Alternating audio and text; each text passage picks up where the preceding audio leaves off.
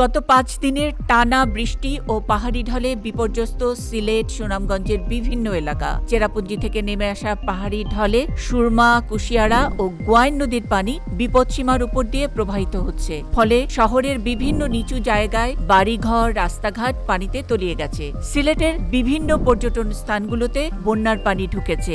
এ কারণে পর্যটন এলাকাগুলো বন্ধ ঘোষণা করা হয়েছে।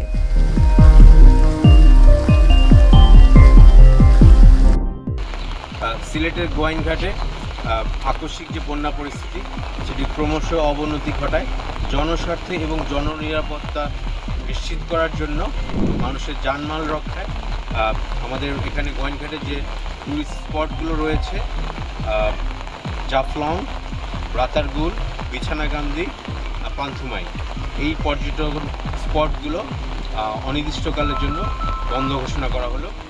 বন্যা পরিস্থিতি যখন স্বাভাবিক হবে এবং মানুষের জানমালের নিরাপত্তার জন্য যখন এটি উপযুক্ত হবে, তখন পরিস্থিতি বিবেচনা সাপেক্ষে পর্যটন স্পটগুলো পুনরায় চালু করা হবে। বর্তমানে ভারত থেকে নেমে আসা যে পাহাড়ি ঢল এবং আমাদের দেশে যে বৃষ্টি হচ্ছে, সেটিতে নদীর পানির প্রবাহ অত্যাধিক মাত্রায় বৃদ্ধি পেয়েছে, তীব্র স্রোত যাচ্ছে। এই বিবেচনায় নৌ ভ্রমণ এবং পর্যটন এলাকায় ভ্রমণ সেটি আপাতত বন্ধ ঘোষণা করা হলো।